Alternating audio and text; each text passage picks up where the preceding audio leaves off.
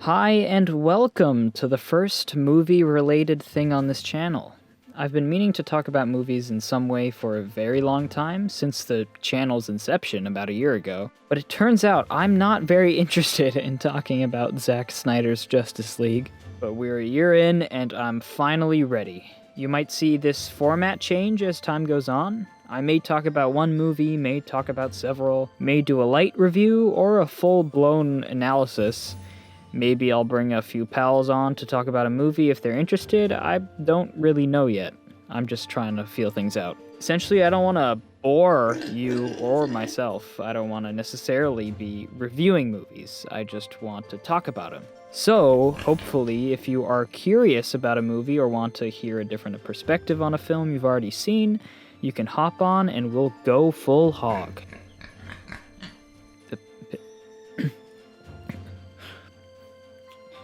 Pig. Pig is probably my favorite film of the year so far. It's Michael Sarnowski's first feature-length film, and he's pretty much knocked it out of the park as far as I'm concerned. Nicolas Cage plays a truffle hunter, somebody steals his truffle pig, then the rest of the movie is following this character as he navigates feelings of loss and grief. The film is more interested in its characters and their dynamics than anything else. I think most are probably going to see this film for Nicolas Cage. And Cage himself hasn't really starred in many good roles recently. Luckily, I'd say he's great in the movie. He has a tendency to go way overboard, but in Pig, he exercises so much restraint. And that's not to say there are moments that require his character to explode, but even in those scenes, I think even then his performance is very controlled. I actually think this might be the best performance I've seen him give, but then again, I haven't seen Croods 2, so I'll hold off until I've seen that one.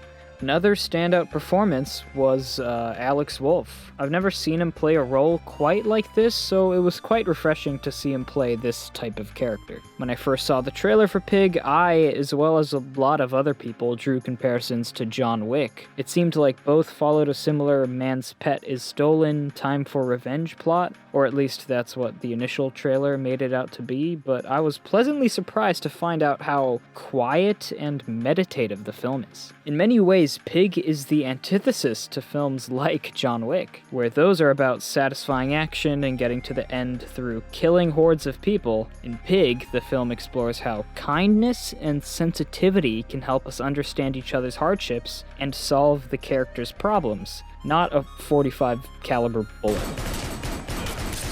I also enjoyed the exploration of grief, how people can bottle that up inside, how it can tear people apart, families apart, and how it never really disappears. Around halfway through, it becomes pretty clear that Pig is a straight-up drama, and I loved almost all of it. I say almost because there were a few things that I didn't love, one being the use of a classical song in one scene that kinda took me out of the movie.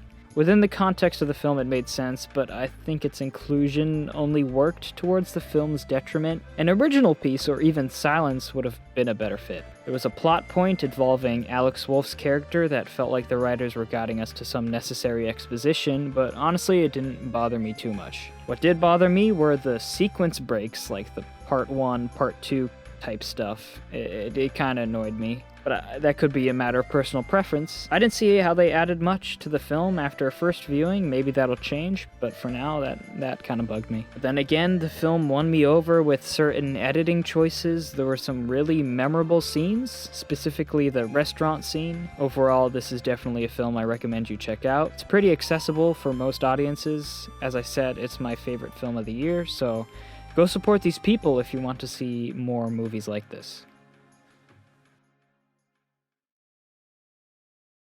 Second film I watched was James Gunn's The Suicide Squad, and I absolutely hated it. One of the worst films I've ever seen. Zero Joker in the movie. Are you kidding me? But real talk, I had a lot of fun with this movie. Just when I found comic book movies to be getting stale, films like this keep stringing me along. Suicide Squad is The Suicide Squad is a James Gunn movie through and through. It seems like Gunn has an inclination towards stories like this involving groups of utterly flawed misfits who find family in one another. If you liked that kind of story in the Guardians of the Galaxy movies, you'll like it here. I thought this was one of the funniest comic book films I've seen, period. It didn't pull a Deadpool, meaning it wasn't trying to be funny. There were some really great gags and funny moments between its characters. A standout being Polka Dot Man, a C-tier supervillain who is mega depressed and is low-key suicidal. We're all gonna die. I hope so.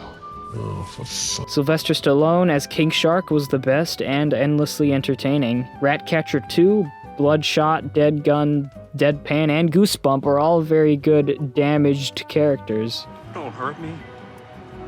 I'll be your friend. Alongside the humor, there's a hefty amount of gore. Nothing overly gratuitous, just fun kind of stuff. I enjoyed the film's message on the hypocrisy and destruction caused by American foreign policy in Latin American countries. Not only is John Cena's character Peacemaker a walking, talking criticism of US intervention, but most of the issues facing our characters, including the big bad villain of the film, well, the responsibility kind of ends up falling on the US. I'm also kind of surprised at how much James Gunn's creativity showed throughout the film. He put a lot of thought into elements I never would have even thought to be integral to the film, like the team that works behind Amanda Waller. They kind of get their own moment. There's lots of character deaths, weird comic book style transitional text, lots of classic 80s music, which kind of turns out to be a double-edged sword though. The film adopts too many villainous characters, I thought. There's so many characters in the film that some are either sidelined or given generic backstories. I wasn't too crazy about the use of music in the film.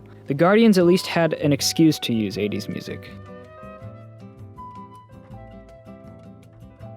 I didn't hear a lot of people talk about this, but I found the ending to Polka Dot Man's arc to be kind of awkward. It all builds to this really great moment, but then the film plays it as some sort of joke, which really left a sour taste in my mouth. I may be the only person that feels that. I understand why the decision was made. He didn't really have any more to offer the film beyond that point. Man, was it distracting and really disappointing. That being said, I was surprisingly moved by the ending of this film. I thought the song by John Murphy fit the scene really well. Dead Spoon becoming a proper leader, Harley Quinn finding purpose in Flula's javelin, Krill becomes a superhero. I'm a superhero! I'm a motherfucking super... The final note from Taika was a really sweet way to end the story and give some purpose to the rats. Just keep that fucking rat away from me. I read that this movie is bombing in the box office right now, which is a real shame. The Snyderverse didn't work out, and if the cash doesn't start flowing now and people don't watch it, then for the higher-ups over at Warner Brothers, The Suicide Squad is no better than Suicide Squad 2016. And now that I've got you here, let's talk about a movie you most likely haven't heard about. Fantastic Planet, or La Planète Sauvage, was amazing. Released in 1973, Fantastic Planet is a French animated science fiction film directed by filmmaker René Laloux. I stumbled upon the film on HBO Max, and I'm so glad I did because I was quite surprised with how much I enjoyed it. The film tells a story about an alien race called the Drags and their relationship with the self-insert human characters known as the Oms. The relationship between the super advanced alien race and the much less developed humans eerily mirrors our relationships with our pets.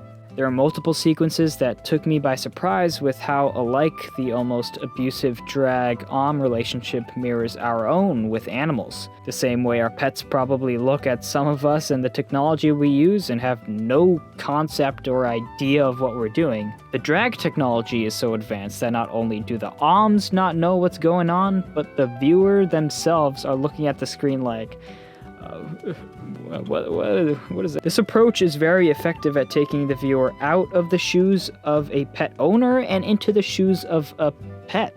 The similarities range from pretty obvious to more subtle parallels, but the creativity that's on display really elevates the film for me. The movie's approach to telling its story is so unique.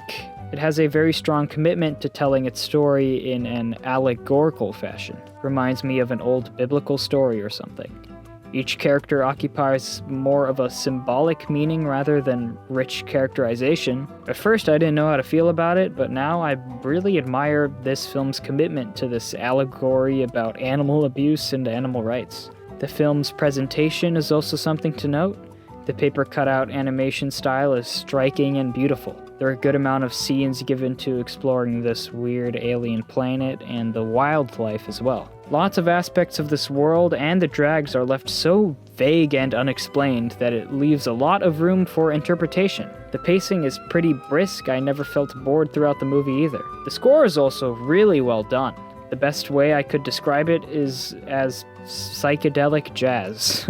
This just adds a different, almost surreal atmosphere to what is already a weird, experimental, trippy film. I did find the ending to be pretty abrupt and kind of rushed. When it wrapped up, I just sat there wanting a better conclusion. The film's lack of well-defined characters left me a bit detached, and I didn't have much emotional connection. It's a give and take to tell this story the way it does, because on one hand, it's hard to invest in these characters, but on the other hand, its approach is so different that I began to appreciate it on that note alone. It's safe to say that I absolutely love this film. It's definitely one of my favorite animated films, so hopefully I don't have to say it, but please go watch Fantastic Planet. It's only about an hour long, and as of this video, is available on HBO Max.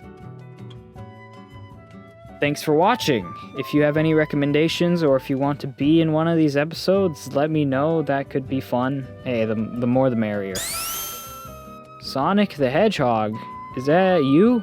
Please stop making videos. I want to throw up every time I watch one of your trash videos. I don't have time for this character building. Good night. Eat my shit.